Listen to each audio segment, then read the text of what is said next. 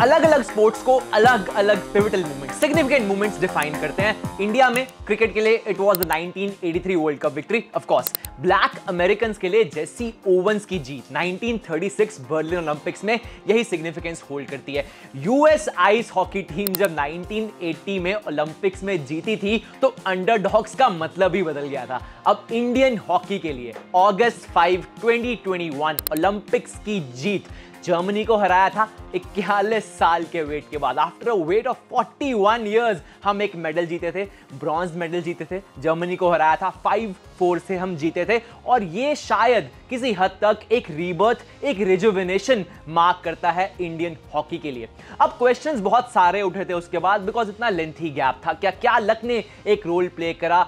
तो हमें अगर यह सब समझना है तो एक जर्नी लेनी होगी, जर्नी थ्रू टाइम। दो नैरेटिव्स हैं यहाँ पे, दोनों नैरेटिव्स को समझना होगा और दोनों के दोनों नैरेटिव्स यहाँ पे बहुत ज्यादा कॉन्ट्रास्टिंग है। जो फर्स्ट नैरेटिव है वो है the tale of dominance and invincibility, और ये जो एक स्पैन है वो चला 1928 से लेके 1980 तक। अब इस पीरियड में इंडिया ने क्लिंच करे 6 गोल्ड मेडल 1928 से लेके 1956 तक, एक सिल्वर इन 1960 और एक और गोल्ड इन 1964। और ये टेस्टामेंट था कि किस तरह की डोमिनेशन इंडिया ने दिखाई। The likes of KD Singh, the wizard major Dhyan Chand and Balbir Singh senior became legendary figures और उन्होंने इंडियन हॉकी को इमॉर्टलाइज कर दिया। लेकिन ये था पहला जर्नी। एक और नैरेटिव भी है यहाँ पे, और वो नैरेटिव है एगनी का, वो नैरेटिव है डिफीट का, वो नैरेटिव है डिस्पेयर का।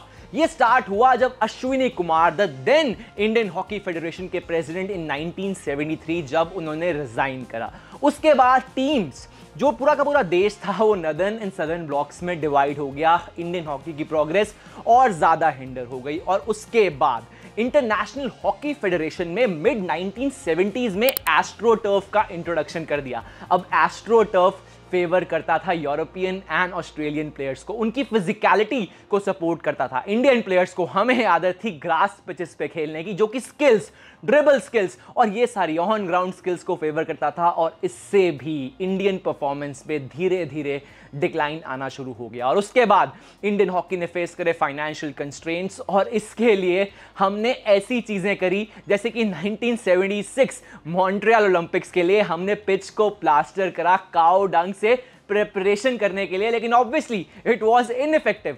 हालांकि इंडिया ने 1980 मॉस्को ओलंपिक्स में एक गोल्ड जीता, लेकिन ये जीत की वो बात थी ही नहीं, बिकॉज पूरा का पूरा वेस्ट एब्सेंट था, because they were protesting against the Soviet invasion of Afghanistan. इसके बाद और भी बहुत सारी चीजें हुई, गेम्स के रूल्स बदले और सोसाइटल डिस्ट्रैक्शंस, लेकिन सबसे बड़ी बात थी जहां पे एक साइड पे हॉकी का डिक्लाइन चल रहा था, वहीं पे दूसरी तरफ इंडिया 1983 में क्रिकेट वर्ल्ड कप जीत गया और सारा का सारा फोकस हॉकी से हटके एकदम से क्रिकेट पे चला गया। और क्रिकेट एकदम से नेशनल हमारा स्पोर्ट बन गया, नेशनल प्लेजर बन गया। अब इन सब चैलेंजेस के बाद, सब चैलेंजेस को फेस करते करते एक और सिवियर लो आया 2008 में, जब इंडिया 80 साल, 80 इयर्स में पहली बार हम ओलंपिक्स में भी क्वालिफाई नहीं कर पाए। उसके बाद ज्योति कुमारन स्कैंडल हुआ, इंडियन हॉकी फेडरेशन का सस्पेंशन हुआ, और ये सब चीजें मिला जुलाकर हमें एक और लो पे ले आई इंडियन हॉकी के। अब इंडियन हॉकी का टर्निंग पॉइंट धीरे धीरे आना शुरू करा, फिटनेस पे एम्फसाइज देना करा, वर्ल्ड क्लास ट्रेनिंग शुरू हुई, लेकिन फिर भी जिस लो पे हम थे वहां से रिकवर करना बहुत ही एक मुश्किल बात थी। लेकिन एक सिग्निफिकेंट बूस्ट हमें जरूर मिला नवीन पटनायक की ओडिशा गवर्नमेंट से, जो कि पहली स्टेट गवर्नमेंट बनी to sponsor a national team in 2018।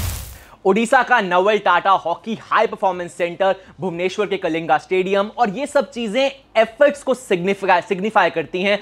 हम टॉप नॉच फैसिलिटीज दे रहे हैं अपने एथलीट्स को, और ये ऑफ फील्ड एंडेवर्स धीरे धीरे परफॉर्मेंसेस में ट्रांसलेट होते हमें दिख रहे हैं, ना सिर्फ मेंस टीम में लेकिन विमेंस टीम में भी। अब अगर फ्यूचर की तरफ देखें तो फ्यूचर हमारा प्रॉमिसिंग है। टोक्यो ओलंपिक्स में हमने अच्छी खासी सक्सेस हासिल करी, उसके बाद लेकिन फिर भी ग्रास रूट लेवल्स पे बहुत सारा काम करना अभी भी बाकी है। हम हॉकी वर्ल्ड कप में रिसेंटली साउथ अफ्रीका को 5-2 हराने के बाद जॉइंट 9th हमने फिनिश करा अर्जेंटीना के साथ, लेकिन अभी भी काम करना बहुत बाकी है और एशियन गेम्स में देखा जाएगा कि इंडिया इस बार कैसा परफॉर्म करता है। लेकिन अगर हम एक बॉटम लाइन दें, कंक्लूजन दे, तो कंक्लूजन ये है कि इंडिया के पास टैलेंट है, लेगेसी है, हिस्ट्री है, पेडिग्री है और एक राइट डायरेक्शन है। तो positive changes are under way. Stay tuned, watch out for Indian hockey.